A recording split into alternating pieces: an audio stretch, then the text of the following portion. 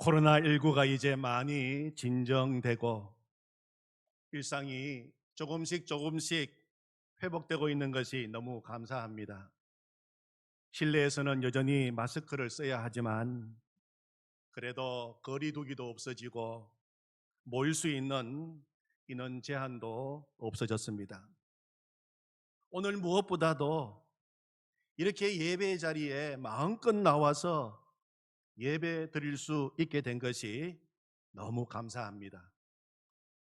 2년 전 코로나가 우리 대구에서 한창 확산될 때 주일날인데도 불구하고 아무도 이 교회당 안에 들어올 수 없고 다만 영상 예배를 위해서 설교자와 방송 담당자만 출입이 허용되던 때가 있었습니다. 그때 그 사실을 미처 모르고 주일 예배 드리기 위해서 교회에 오신 성도님이 계셨습니다. 교역자들이 교회당 입구에 서 있다가 돌려보냈다는 이야기를 듣고 너무 마음이 아팠던 기억이 아직도 생생합니다. 주일날 우리 교회에 예배 드리러 왔는데 예배당에 들어갈 수 없다는 말을 듣고 발길을 돌려야 했던 그 성도님의 마음이 얼마나 슬펐을까. 또 우리 교인이 주일날 예배 드리러 교회에 왔는데 예배당에 들어갈 수 없다고 성도님을 돌려보내야 하는 또 교역자들의 마음은 얼마나 힘이 들었을까 생각이 들었습니다. 그러나 감사한 것은 이제는 교회당에서 예배를 마음껏 드릴 수 있게 되었다는 것입니다. 그래서 다음 주일부터는 주일 오후 예배도 다시 시작하기 위하여 준비하고 있습니다. 코로나19는 바쁘게 달려가던 우리의 일상을 멈추게 했습니다. 우리의 삶을 그동안 무척이나 힘들게 했습니다. 그러나 한편으로는 우리의 삶을 돌아보게 하는 계기도 되었습니다. 우리의 영적 신앙생활도 돌아볼 수 있는 기회가 되었습니다. 코로나가 시작되었을 때 우리가 제일 먼저 돌아보게 된 것은 우리의 예배였습니다. 그동안 우리가 드렸던 예배가 정말 하나님이 받으실 만한 예배, 하나님이 기뻐하시는 예배였는가?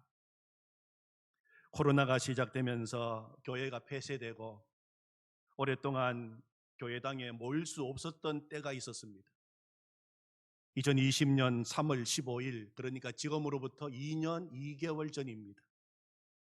영상으로만 예배를 드리던 그때 나누었던 설교 한 부분을 다시 제가 좀 읽어드리겠습니다.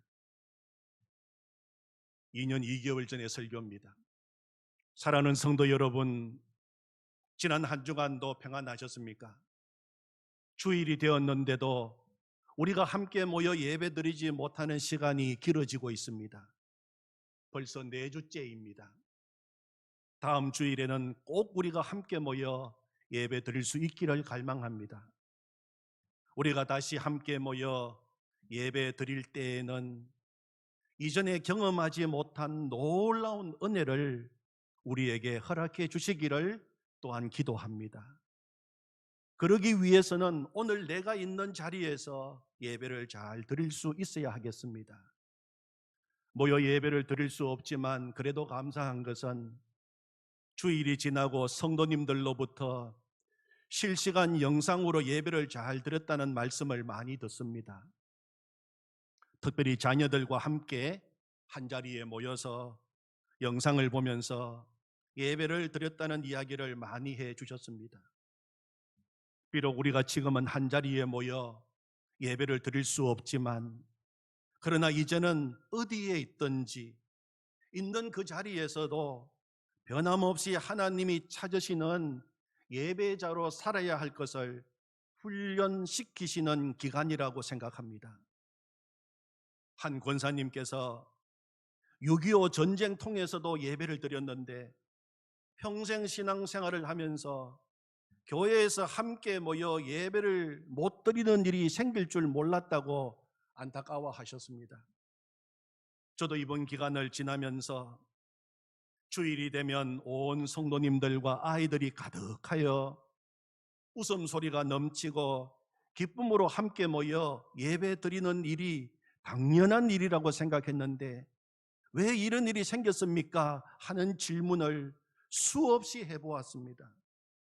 다른 것이 아니라 우리 신앙생활에 가장 중요한 주일 공예배를 같이 드릴 수 없는 일이 일어난 것은 목사인 저로서도 잘 이해가 안 되는 일이었습니다. 하나님이 허락하시지 않으면 어떻게 이런 일이 일어날 수가 있겠습니까? 그렇다면 또 생기는 질문이 누구보다도 예배를 기뻐하시고 모이기를 힘쓰라 하시고 우리의 예배를 받으시기를 원하시는 하나님께서 왜 그럼 교회 문을 닫게 하시고 함께 모여 예배를 못 드리게 하시는가 하는 것입니다. 이 문제를 가지고 계속 기도하는 가운데 하나님이 제 마음에 주신 생각은 그동안 우리의 예배를 돌아보라는 것이었습니다. 우리의 예배가 정말 하나님이 기쁘시게 받으실 만한 예배였는가 하는 것이었습니다.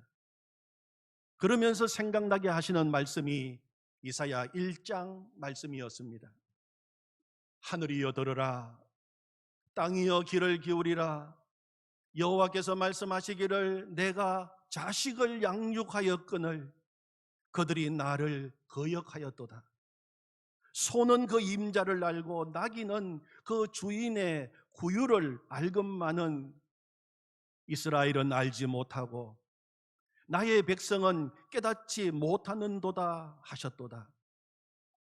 슬프다 범죄한 나라요, 허물진 백성이요, 행악의 종자요, 행위가 부패한 자식이로다. 그들이 여호와를 버리며 이스라엘의 거룩한 일을 만홀히 여겨 멀리하고 물러갔도다. 여호와께서 말씀하시되 너희의 무수한 재물이 내게 무엇이 유익하뇨? 나는 수양의 번제와 살찐 짐승의 기름에 배불렀고 나는 수송아지나 어린 양이나 수염소의 피를 기뻐하지 아니하노라. 너희가 내 앞에 보이러 오니 이것을 누가 너희에게 요구하였느냐? 내 마당만 밟을 뿐이니라. 헛된 재물을 다시 가져오지 말라. 분향은 내가 가정이 여기는 바요, 월삭과 안식일과 대회로 모이는 것도 그러하니 성회와 아울러 악을 행하는 것을 내가 견디지 못하겠노라. 내 마음이 너희의 월삭과 정한 절기를 싫어하나니 그것이 내게 무거운 짐이라 내가 지기에 곤비하였느니라. 너희가 손을 펼 때에 내가 내 눈을 너희에게서 가리고 너희가 많이 기도할지라도 내가 듣지 아니하리니 이는 너희의 손에 피가 가득함이라.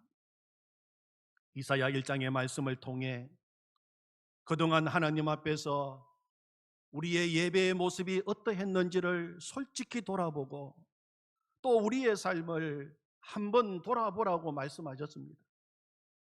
정말 우리가 드린 예배가 하나님이 받으실 만한 예배였는가? 정말 우리의 삶이 하나님께 예배 드리는 사람의 삶이었는가? 세월이 지나면서 예배의 감격은 사라지고 타성에 젖어서 외식적이고 형식적인 예배로 변질되어 버렸고, 그래서 하나님이 더 이상 그런 헛된 재물 가져오지 말라. 내가 너희들의 예배에 아주 진절머리가 난다고 하시고 하나님이 도저히 받으실 수 없는 죽은 예배가 아니었는지를 돌아보라 하셨습니다. 사랑하는 성도 여러분, 그동안 나의 예배는 어떠하였습니까? 정말 하나님이 기뻐하시는 예배를 드리셨습니까? 정말 하나님이 원하시는 예배자의 삶을 사셨습니까? 누구를 비난하고자 하는 말이 아니라 우리가 하나님의 지금의 특단의 조치 앞에서 깨닫지 못하고 돌이키지 않는다면 우리에게는 더 이상 소망이 없기 때문입니다. 이사야 1장이 앞에서 읽어드린 말씀으로 끝났다면 우리에게는 심판과 죽음밖에는 없을 것입니다. 그러나 그 다음에 하나님은 이런 소망의 말씀을 하셨습니다. 이사야 1장 18절, 여호와께서 말씀하시되 오라 우리가 서로 변론하자. 너희 죄가 주홍 같을지라도 눈과 같이 희어질 것이요 진홍같이 붉을지라도 양털같이 희게 되리라. 아멘. 회개하면, 통회하고 자복하면, 삶을 하나님께로 돌이키면 살 길을 열어주시고 용서해 주시겠다고 약속하셨습니다. 지금이 중요합니다. 지금 우리가 다시 지금까지의 우리의 신앙생활, 특별히 예배 생활을 돌아보고 하나님이 원하시고 찾으시는 예배자로 변화될 수 있다면 지금의 우리가 모여 예배 드릴 수 없는 이 시간이 먼 훗날 우리에게는 놀라운 축복의 시간이 될 수 있을 것입니다. 아멘. 2년 전에 영상으로 여러분들에게 드렸던 말씀입니다. 2년이 지났습니다. 2년이 지난 오늘 다시 코로나 초창기에 드렸던 설교를 들으시니까 어떤 생각이 드십니까? 지난 2년을 지나면서 우리의 예배는 달라졌습니까? 예배 드리는 내 마음은 달라졌습니까? 정말 하나님이 받으실 만한 예배로 내 예배의 삶이 변화되었습니까? 새로워졌습니까? 이제 우리는 2년 전의 예배로 다시 돌아가는 것이 아니라 하나님이 찾으시는 예배자로 신령과 진정으로 예배 드리기를 원합니다. 아멘. 우리가 오늘 레위기 말씀을 읽었습니다. 레위기는 별명이 붙어 있는 책입니다. 예배의 책이라고 하는 별명이 붙어 있습니다. 그래서 레위기를 넘기면 제일 먼저 예배가 나옵니다. 5가지 예배가 나옵니다. 레위기 1장에서는 번제의 예배, 2장에서는 소제의 예배, 3장에서는 화목제의 예배, 4장에서는 속죄제의 예배, 5장에서는 속건제의 예배가 나오고 있습니다. 이 5가지 예배가 다 소중한 예배이지만 하나님이 가장 기뻐하시는 예배가 바로 1장에 나오는 번제의 예배입니다. 번제 속에는 예배의 중요한 요소가 다 들어 있습니다. 그러면은 하나님이 기뻐 받으시는 예배, 번제는 어떤 예배입니까? 첫 번째로 회막에서 드리는 예배입니다. 회막에서 드리는 예배입니다. 1절 말씀을 보시면 여호와께서 회막에서 모세를 부르시고 그에게 말씀하여 이르시되, 하나님은 모세를 회막으로 부르셨습니다. 이 회막, 성막이 만들어지기 전에는 하나님은 모세를 산으로 부르셨습니다. 출애굽기를 읽어보면 하나님은 시내산으로 모세를 부르시고 산 위에서 모세와 만나서 말씀하시는 장면이 여러 곳에서 나오고 있습니다.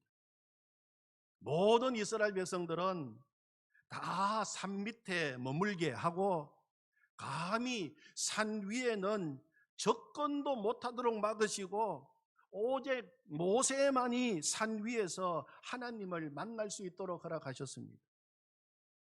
그러나 하나님께서 이스라엘 백성들에게 성막을 짓게 하신 후에는 성막에서 이스라엘 백성들을 부르시고 그들을 만나 주셨습니다. 출애굽기 25장 22절에 보면 거기서 내가 너희를 만나리라 말씀하셨어요. 여기서 거기서라고 하는 것은 성막을 말합니다. 그래서 성막을 하나님과 만나는 장소라고 해서 회막, 텐트 오브 미팅이라고 불렀습니다. 이제는 모든 백성들이 다 산 밑에 머물고 있고 산 위에는 두려워서 감히 접근도 하지 못하고 오직 모세만 산 위에서 만나 주신 것이 아니라 하나님이 회막으로 내려오신 것입니다. 그리고 회막에서 모세뿐만 아니라 온 이스라엘 백성들이 함께 나와 같이 예배를 드리면서 하나님을 만나게 하신 것입니다. 그런 의미에서 회막에 나와 드리는 예배는 우리 모두에게, 모든 하나님의 백성들에게 예배의 은혜와 은총을 베풀어 주시려고 하시는 하나님의 특별한 계획과 사랑이 그 속에 들어있다고 하겠습니다. 생각해 보십시오. 하나님께서 이스라엘 백성들을 이제 만나 주시겠다고 그렇게 허락은 하셨지만 모세를 만나셨듯이 시내산 꼭대기 위에서 만나셨다면 백성들이 하나님을 만나는 일이 얼마나 힘들었겠습니까? 그런데 백성들이 하나님을 만나기 위해서 시내산으로 올라간 것이 아니라 하나님이 백성들 가운데로 내려오신 것입니다. 하나님이 이스라엘 백성들을 찾아 회막으로 들어오신 것입니다. 회막은 우리를 찾아오신 하나님의 은혜, 예수 그리스도의 성육신을 상징하는 것입니다. 우리 기독교는 은혜의 종교입니다. 은혜가 무엇입니까? 은혜를 가장 쉽게 설명한다면 하나님이 우리를 찾아오시는 것이 은혜입니다. 하나님이 죄인인 우리를 친히 찾아오셔서 만나 주시는 것이 은혜인 것입니다. 예배 시간은 오늘도 우리를 찾아오시는 하나님을 만나는 은혜의 시간입니다. 예배 시간은 은혜를 누리는 시간입니다. 죄에 빠져서 헤어나오지 못하는 사람이 이 예배 시간에 예수님을 만나면 죄 문제 해결받게 되고 나아가서 그 죄를 능히 이길 수 있는 능력과 담대한 힘을 얻게 되는 것입니다. 좌절과 실망과 시리에 빠진 사람이 이 예배 시간에 예수님을 만나면 삶의 의미를 되찾게 되고 살아갈 용기를 얻게 되는 것입니다. 그러므로 우리가 힘들고 어려워도 이 예배 시간에, 이 예배의 자리에 나왔다고 하는 것은 정말 잘한 일이고 너무 소중한 일입니다. 내가 거기서 너희를 만나니라. 회막에서 우리를 만나 주시겠다고 약속하셨습니다. 하나님은 우리 모두를 다 이 예배의 자리에서 만나기를 원하십니다. 그래서 회막으로 나오라고 말씀하신 것입니다. 어떠한 특별한 사람만이 드리는 예배가 아니라 구원받은 하나님의 백성들이 모두 같이 나와서 드리는 예배를 원하십니다. 예배에는 열외가 없습니다. 다른 말로 하면 하나님은 나의 예배를 받기를 원하신다는 것입니다. 내가 빠지면 그것은 우리 모두가 드리는 예배가 아닙니다. 내가 있어야 할 그 자리, 특히나 나의 예배의 자리가 비어 있으면 우리 하나님은 가슴 아파하십니다. 코로나가 이제 차츰 진정되어 가고 있고 이제는 누구든지 현장 예배 자리에 나올 수 있는 시기가 되었습니다.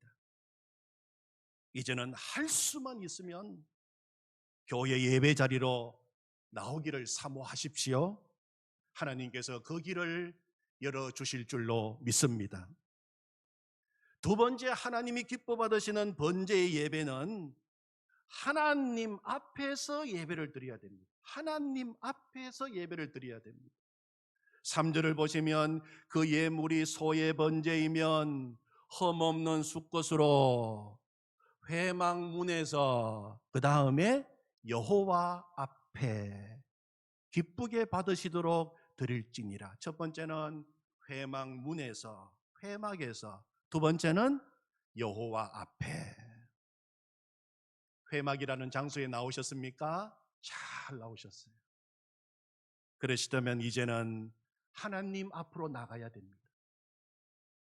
예배드리는 장소에는 나왔는데 마음은 딴 곳에 가 있다면 그 사람은 지금 하나님 앞에 예배드리는 사람이 아닙니다.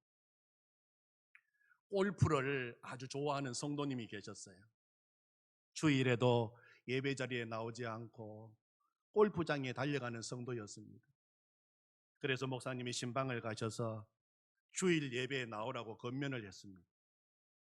그랬더니 이 성도님이 목사님께 변명처럼 말하기를, 목사님, 주일날 예배당에 가서 앉아 있으면 골프장만 생각나고 목사님의 말씀은 한마디도 귀에 들어오지 않습니다.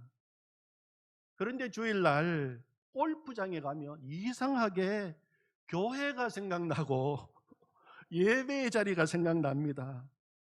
그러니 차라리 골프장에 있는 게 낫지 않겠습니까? 그때 목사님은 몸도 나오시고 마음도 나오십시오. 몸은 교회에 왔는데 마음은 지금 다른 곳에 두고 온 분이 있으시다면 장소보다도 더 중요한 것이 있습니다. 하나님 앞에. 지금 내가 하나님 앞에 있다고 하는 생각입니다. 그러면 어떻게 해야 하나님 앞에 예배 드릴 수 있겠습니까? 예수님의 보혈을 의지해야 합니다. 예수님께서는 요한복음 14장 6절에서 말씀하시기를, 내가 곧 길이요, 하나님 앞에 나가는 길이 예수 그리스도이십니다.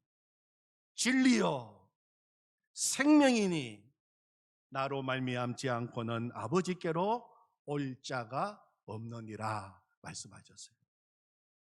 예배에 있어서 제일 중요한 것은 예수님의 피입니다. 예수님의 보혈을 의지하여 하나님께 나아가는 것입니다. 하나님께서 오늘도 우리의 예배를 받으시는 가장 중요한 이유가 무엇일까요? 예수 그리스도께서 나를 위하여 흘리신 피 때문입니다. 우리가 하나님 앞에 나가 예배드리기 위해서는 예수님의 피를 뿌리고 나가야 돼요. 그래서 오늘 번제의 예배를 이야기하면서 계속 동일하게 나오는 말이 제물에 피를 뿌리라고 말씀하십니다. 5절에서는 그는 여호와 앞에서 그 수송아지를 잡을 것이요, 아론의 자손 제사장들은 그 피를 가져다가 회막 문 앞 제단 사방에 뿌릴 것이요, 11절에서는 양이나 염소의 제물입니다. 그가 제단 북쪽 여호와 앞에서 그것을 잡을 것이요, 아론의 자손 제사장들은 그것의 피를 제단 사방에 뿌릴 것이며, 15절은 너무 가난해서 비둘기 새끼를 가지고 나온 그 제물입니다. 제사장은 그것을 제단으로 가져다가 그것의 머리를 비틀어 끊고 제단 위에서 불사르고 피는 제단 곁에 흘릴 것이며, 제물이 소든지 양이든지 비둘기 새끼든지 상관없이 동일하게 하나님이 원하시고 명령한 것이 피가 있어야 한다는 것입니다. 피가 있는 예배를 통해서 우리는 하나님 앞에 나갈 수가 있는 것입니다. 예배에 대한 오해 가운데 하나가 행위 중심의 예배입니다. 흔히 우리가 하는 말 가운데 지성이면 감천이다 하는 말을 많이 합니다. 지성이면 감천이다. 신에게 제사를 드릴 때 가장 신경 써야 하는 부분이 우리의 정성이다. 정성을 다 하면 받아주고 정성이 부족하면 안 받아줄 것이라고 생각합니다. 그러나 이것은 기독교적인 예배의 생각이 아닙니다. 물론 우리가 하나님 앞에 나올 때 우리의 정성이 중요합니다. 우리가 사람을 만날 때도 준비하고 정성을 다해서 만나는데, 하물며 만왕의 왕이신 하나님을 만나고 하나님 앞에 나와 예배를 드리는데 정성을 다해야 하지 않겠습니까? 그러나 그것 때문에 하나님이 우리의 예배를 받고 안 받고 하시는 것이 아닙니다. 예배는 우리의 행위로, 우리의 정성으로 하나님 앞에 나가는 거 아닙니다. 히브리서 10장 19절 말씀에 보면, 그러므로 형제들아, 우리가 예수의 피를 힘입어 성소에 들어갈 담력을 얻었나니, 그렇게 말씀하셨습니다. 인간의 행위나 정성이나 의로움으로는 거룩한 성소에 결코 들어갈 수 없습니다. 아무리 우리가 도덕적으로 깨끗하고 정직하다 하더라도 거룩하신 하나님 앞에 서면 우리의 의는 더러운 옷에 불과합니다. 그러나 예수님의 피만 있으면 되는 것입니다. 예수님의 피로 지성소에 들어가게 되는 것입니다. 그러므로 예수님 보혈 안에 참된 예배가 있습니다. 그리고 그 예배 안에 인생의 모든 해답이 다 들어 있습니다. 예배 안에 인생의 참된 복이 있습니다. 예수님의 보혈을 의지하여 오늘도 우리가 이렇게 예배당에 나왔습니다. 하나님 앞에 나가야 돼요. 무엇으로 나갑니까? 십자가의 보혈, 보혈을 의지하여 지성소로 들어가는 것입니다. 세 번째, 하나님이 받으시는 번제의 예배는 3절 마지막에 보면 기쁘시게 받으시도록 드리라, 기쁘시게 받으시도록 드리라고 말하고 있습니다. 우리 3절을 한번 같이 읽어볼까요? 그 예물이 소의 번제이면 흠없는 수컷으로 회막문에서 여호와 앞에 기쁘게 받으시도록 드릴지니라. 아멘. 기쁘게 받으시도록 드릴지니라. 이 말은 하나님 중심의 예배를 드리라 하는 말입니다. 예배는 철저하게 하나님 중심으로 드려야 합니다. 우리가 예배를 드릴 때마다 꼭 기억해요. 하나님이 이 예배를 통해서 우리에게 하늘의 위로를 베풀어 주시고 소망도 주시고 우리의 삶을 회복시켜 주시고 살아갈 믿음의 용기도 주십니다. 우리의 삶을 놀랍게 축복하십니다. 그러나 예배는 나 중심이 아닙니다. 예배는 철저하게 하나님 중심으로 드려야 됩니다. 하나님께서 기쁘시게 받으시도록 드려라. 하나님이 무엇을 좋아하시는지, 하나님이 무엇을 싫어하시는지, 어떤 예배는 하나님이 받으시고 어떤 예배는 하나님이 거절하시는지 우리는 배우고 알아야 합니다. 오늘 말씀을 읽어보면 어떻게 예배를 드리라고요? 흠없는 것으로 드리라고 말씀하셨어요. 3절에도 흠없는 것으로, 10절에도 흠없는 것으로 드리라고 했습니다. 쓰다 남는 것, 가치 없는 것을 드리는 것이 아니라 가장 좋은 것, 하나님께 드리는 건데 가장 귀한 것, 최상의 것, 어떤 하나님께 드리는 거죠. 이것이 예배의 정신입니다. 하나님이 나를 최고로 대우해 주시고 나를 어떠므로 대우해 주시고 나를 자녀 삼아 주시고 하늘나라 상속자로 삼아 주시고 천국 시민이 되게 하셨는데 나도 하나님을 최고로, 하나님을 내 인생에 어떠므로 모시겠습니다. 그것이 예배입니다. 하나님을 어떠므로 모시지 않는 것은 참다운 예배의 정신이 아닙니다. 우리 하나님은 우리의 구제 대상이 아닙니다. 하나님은 우리의 경배의 대상입니다. 그리고 오늘 말씀을 또 읽어보면 향기로운 냄새로 올려드리라 말씀하십니다. 향기로운 냄새로 올려드리라. 9절을 보면 마지막에 여호와께 향기로운 냄새니라. 13절에서도 여호와께 향기로운 냄새니라. 17절에서도 여호와께 향기로운 냄새니라. 영어 성경을 보면 아로마, 우리가 아로마 향을 생각하면 얼마나 좋은 향이 납니다. 향기로운 냄새라고 하는 것은 하나님께서 우리의 드리는 예배를 받으시면서 야, 좋다, 정말 향이 아름답구나, 너무 기쁘시게 받으시는 예배를 말합니다. 이것은 자원에서 드리는 예배를 말합니다. 즐거워서 드리는 예배. 하나님, 이렇게 다시 예배의 자리에 모이게 해주셔서 감사합니다. 하나님의 은혜입니다. 하나님을 찬양합니다. 하나님이 너무 좋습니다. 하나님을 기뻐합니다. 하나님 최고이십니다. 하나님 내 인생의 어떠이십니다. 하나님을 높입니다. 즐거워서 거기에 우리의 마음이 들어있는 예배를 이야기하는 것입니다. 하나님은 예배드리는 사람의 마음의 중심을 보십니다. 억지로 마지못해 할 수 없어서 인색한 마음으로 드리는 예배, 하나님은 기뻐하시지 않습니다. 하나님은 우리의 형편과 처지를 다 아십니다. 그래서 오늘 말씀을 읽어보면 각자의 형편에 따라서 소의 제물도 가져오고 양의 제물도 가져오고, 그것도 안 되면 저 산에서 잡을 수 있는 산비둘기 새끼라도 가지고 오라. 형편에 따라서 어떤 제물을 드리든지 거기에 우리의 마음의 중심이 같이 드려지고 있다면 제물의 종류에 상관없이 똑같이 하나님께 향기로운 제물이 된다고 말씀하셨어요. 그래서 모든 제물 뒤에 향기로운 냄새니라, 향기로운 냄새니라, 향기로운 냄새니라. 그러나 우리가 자원하여 기뻐서 드리는 마음이 빠져버린 예배는 하나님께 향기로운 예배가 될 수 없습니다. 이스라엘 백성들이 자녀 신앙 교육뿐만 아니라 예배를 포함한 모든 신앙생활의 기준으로 삼는 중요한 말씀이 있어요. 이스라엘 백성들에게 어느 말씀이 가장 귀한 말씀입니까? 물으면 이 말씀을 이야기합니다. 신명기 6장 4절 5절 말씀입니다.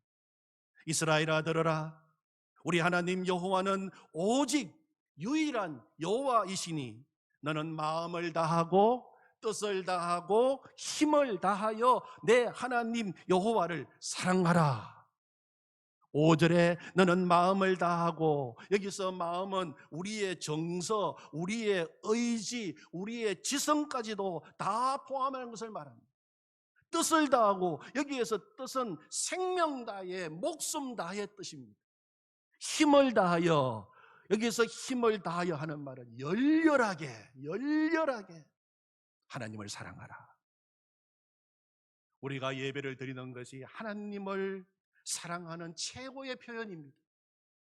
그럼 어떻게 예배를 드려야 할까요? 정서, 내 감정, 내 기분까지도 다 드리는 것. 내 기분을 넘어서서 거기에 상관하지 않고 내 의지와 지성도 다 드리면서 내 생명을 바쳐서 열렬하게 주님을 사랑하는 마음으로 예배를 드리라는 것입니다. 그러면은 하나님이 우리의 예배를 기뻐하십니다.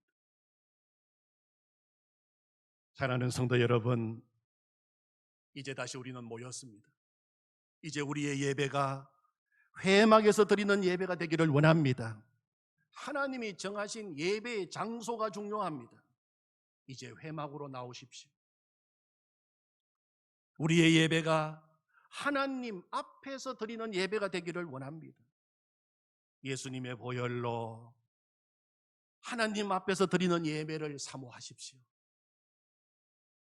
지성소로 들어가는 예배를 사모하십시오. 그리고 우리의 예배가 하나님이 기쁘게 받으시도록 드리는 예배가 되기를 원합니다. 이렇게 예배 드릴 수 있음이 너무 감사하고, 예배 자리에 나올 수 있음이 감사하고, 하나님 앞에서 십자가의 보혈로 예배 드릴 수 있음이 감사하고, 자원하여서 향기로운 예배를 올려 드리십시오. 그래서 우리 모두 다시 거룩한 예배의 자리로 나가시는 성도님들이 다 되시기를 축원합니다. 아멘. 하나님 감사합니다. 2년 2개월 절 설교를 다시 들었습니다. 그때는 너무 답답했습니다. 4주째 모이지 못하고 언제 모일지 기약도 없었습니다. 예배 드리러 돌아왔던 성도가 다시 돌아가야 하고, 목회자들은 성도를 돌려보내야 하는 그런 말 못할 기가 막히는 상황이 벌어졌습니다. 우리의 눈물의 기도를 들으신 주님, 이제 다시 예배의 자리에 우리 모두가 마음껏 나와서 기쁘게 예배 드릴 수 있는 은혜를 허락해 주셨습니다. 감사합니다. 회막에서 예배를 드리자. 우리 모두가 다 한자리에서 믿음의 한 공동체가 함께 드리는 예배를 하나님이 원하십니다. 하나님 앞에서 십자가의 보혈로 예배 드리기를 원합니다. 하나님이 기쁘게 받으시는 예배 드릴 수 있음이 너무 기뻐 자원하여 드리는 향기로운 예배, 이제 그 예배를 드리기를 소망합니다. 다시 거룩한 예배의 자리로 나가기를 소망합니다. 결단하는 우리의 마음속에 성령의 기름을 부어 주시옵소서. 그 길을 활짝 열어 주시옵소서. 지성소로 들어가는 길을 열어 주시옵소서. 예수님의 이름으로 기도하옵나이다. 아멘.